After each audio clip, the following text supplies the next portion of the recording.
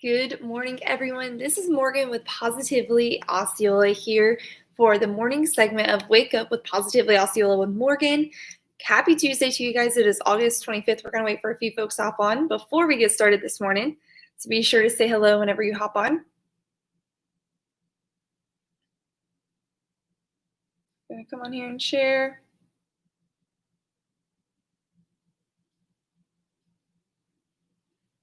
Good morning to you.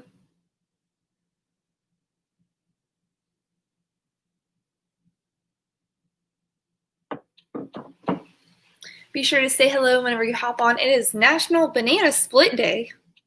What a fun day to celebrate on this fine Tuesday. So we're going to be talking about that later on.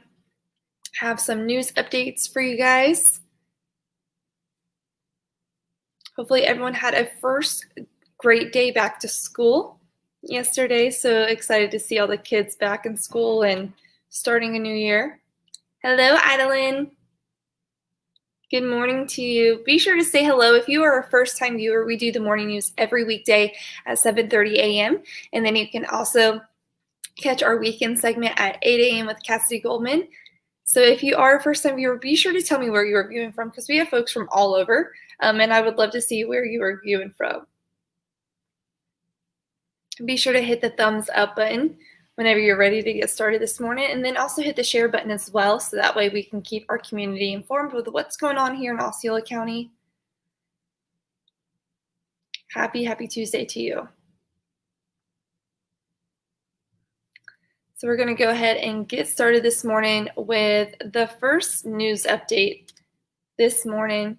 Kissimmee Fire and Police received $26,000 donation from former Osceola 100 Club.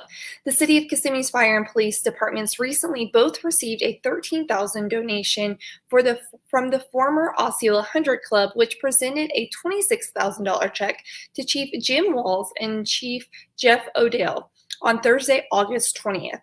These funds collected by the dissolved Osceola 100 Club several years ago were intended to assist families and injured or fallen law enforcement officers and firefighters.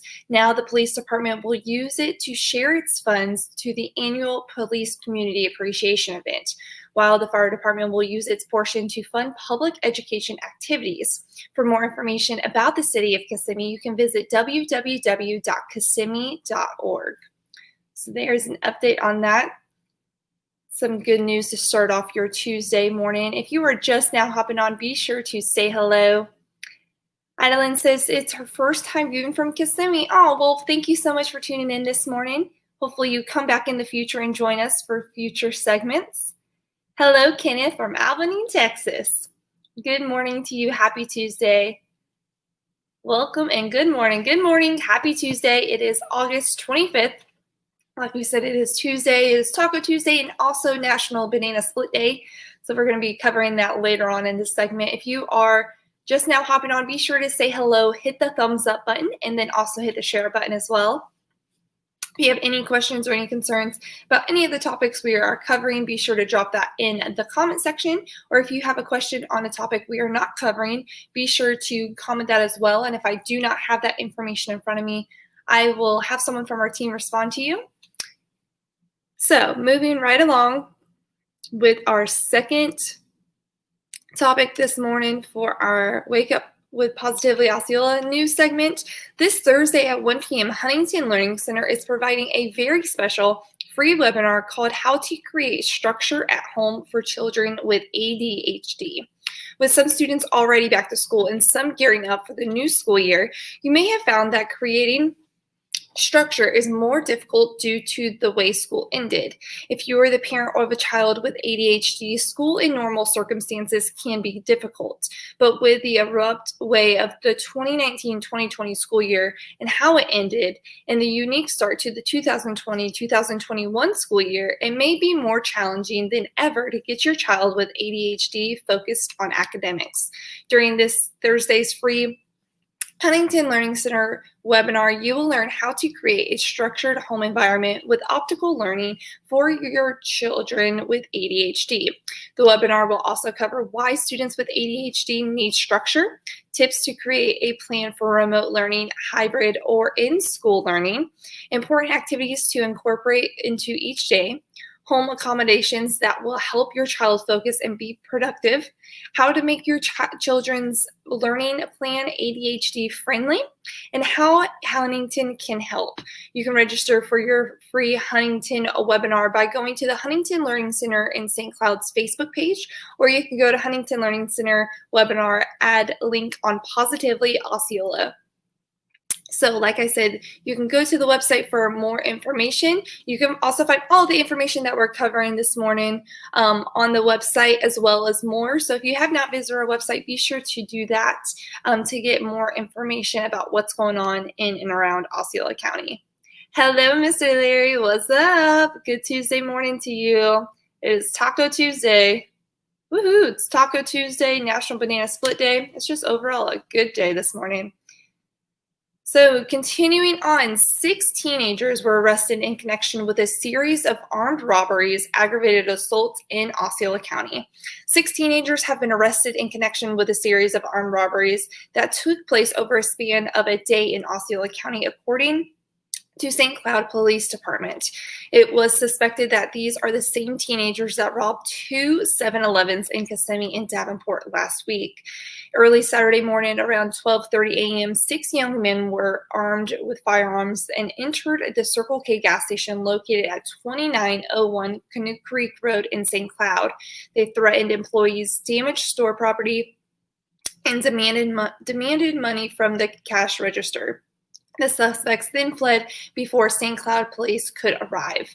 Later that same morning, St. Cloud Police Department received reports of several vehicles being burglarized at the Gramercy Farm subdivision in St. Cloud. Among the vehicles burglarized was an unmarked police vehicle which had a stolen taser. On an hour later, the same day, the St. Cloud Police Department officers responded to another report of an armed robbery at the Gramercy Farm subdivision. 5 males armed with a taser entered a home under construction and demanded money and property from the construction workers. One of the workers attempted to flee but was shot with the taser and received several injuries to the face. The males then fled the area on foot. With the help of the Osceola County Sheriff's Office, 5 of the suspects were identified. They were 5 younger men from ages 13 to 17.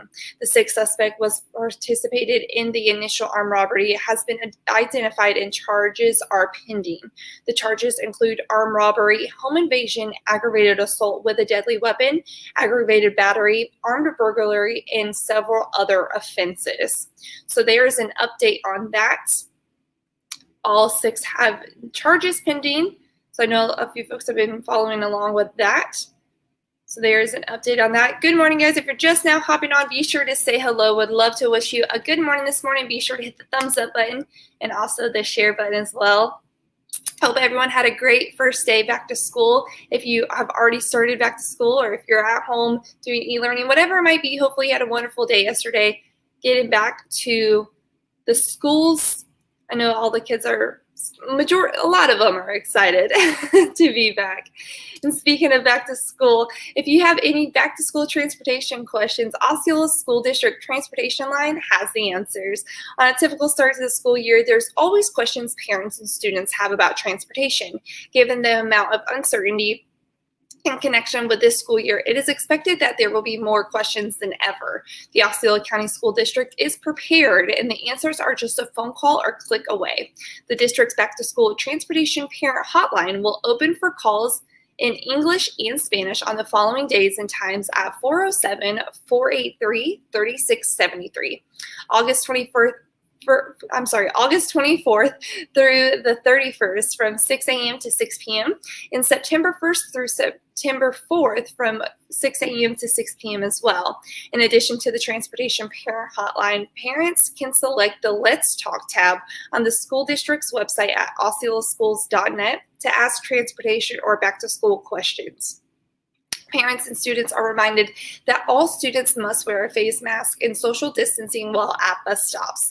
When boarding the bus, students will use hand sanitizer provided on the bus, sit to a seat filling in the back of the bus to the front, and wear their mask for the ride. When the students arrive, school students will disembark from their seats in the front of the bus to the back of the bus. In order to bolster customer service, both the Transportation Parent Hotline and the Let's Talk online platform will remain active throughout the school year for parents and community members to ask questions. Leave comments on the Osceola School District website. So you can find more information on the website. Be sure to do that or call that number if you are needing more information. Again, that phone number is 407-483-3673. So be sure to do that if you have any questions concerning the transportation or the school year up and coming. And then the fifth thing this morning, Universal Orlando Resorts reveals final 2 themed rooms in Halloween Horror Nights tribute store, including Beetlejuice. Universal Orlando's Halloween Horror Nights tribute store has opened its final 2 rooms, marking the completion of the immersed retail location dedicated to Halloween Horror Nights events, which has been canceled for the 2020 season. In addition to exploring rooms themed after legendary icons and monsters, guests can make their way through an incredibly immersed room themed after one of the original characters from the event's 1991 debut, The Ghost with the Most Beetlejuice, as well as another haunting space where they can enjoy a variety of food and beverage options inspired by Halloween staples.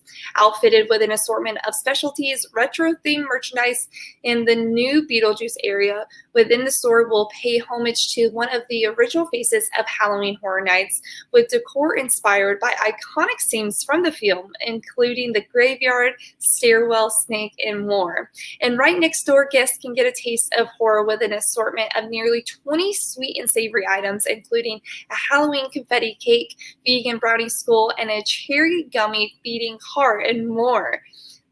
Located in New York, in the New York area of Universal Studios, Florida, and now opening daily during regular park hours, the Halloween Horror Nights tribute store celebrates legendary themes and characters from Halloween Horror Nights past.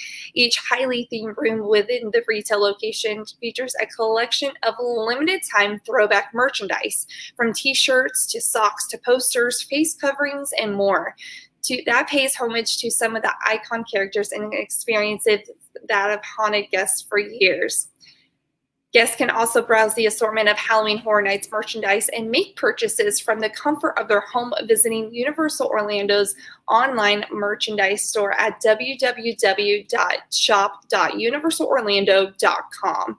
So excited for that. I love Beetlejuice. So I'm so excited that they're going to be featuring that this year in their Halloween store. So excited to see. I'm going to be sure that I visit that website to get a sneak peek. Good morning, Justice. Thank you so much for tuning in this morning. So the final thing this morning, and we're going to leave you on a good note, it's August 26th, and that means it is National Banana Split Day. National Banana Split Day recognizes the sweet ice cream treat served with a banana, whipped cream, and various toppings. So be sure to get yours today on August 25th. Originally served in drugstores, soda fountains, and ice cream parlors, the banana split is traditionally served in a long dish called a boat. If you've never had one or never had one made, this is how you do it. You cut the banana lengthwise and place it in the dish. Then add 2 scoops of vanilla, chocolate, or strawberry ice cream between the slices of banana. Each scoop gets a topping. Add crushed pineapple to the strawberry, drizzle chocolate syrup over the vanilla, add strawberry topping to the chocolate. Next, you sprinkle with crushed nuts. Finally, you garnish it with whipped cream and some cherries. So who invented the banana split? And a 23-year-old apprentice pharmacist at Tassel's Pharmacy in Pennsylvania created the first banana split in 1904. David Stevens Strickler enjoyed inventing sundaes at the store's soda fountain. For only 10 cents, Stickler sold his first banana-based triple ice cream sundae, doubled the cost of all the other sundaes. So there you have it. That is the history of a banana split. Be sure to go get yours today. It is National Banana Split Day. What more could you ask for on this fine Tuesday? So if you are going to go enjoy one, be sure to tag us. I would love to see your delicious banana splits that you are enjoying on National Banana Split Day. So as always, we're going to go ahead and close out our morning segment with an update about the weather. We're starting out with the high 70s and some seriously muggy air as the kiddos get ready for day 2 in Osceola County School District. The skies will be partly cloudy in the morning with only about 30% chances of rain throughout the day. Of course, that means we'll warm into the 90s with less rainstorms to cool down the temperatures. We'll stay in the 80s for most of the night. Before barely making it to the upper 70s just before daybreak on Wednesday. We'll see less rain again on Wednesday before the storms become more frequent once again on Thursday and into the weekend. So be sure to keep an eye out for all the kiddos on the roads. There's a lot more people on the roads, so be sure to take it slow and make sure you look twice and remain extra careful during this time as back to school is back. And there's a lot more people on the road, like I said. So thank you so much for tuning in this morning to our morning segment of Wake Up with Positively Osceola. Hope you have a wonderful Tuesday. Like I said, if you have any questions, be sure to visit our website, positivelyosceola.com, for more information on all the things that we covered. You can also find us on Facebook, Twitter, Instagram, YouTube, and LinkedIn. So happy Tuesday. Go and enjoy a banana split. If anyone gives you any trouble about it, tell them Positively Osceola has told you to do so, and have a great day. And I will catch you tomorrow morning at 7:30 a.m. for your morning news segment. This is Morgan with Positively Osceola, and we're making a positive difference in Osceola County. Bye, guys.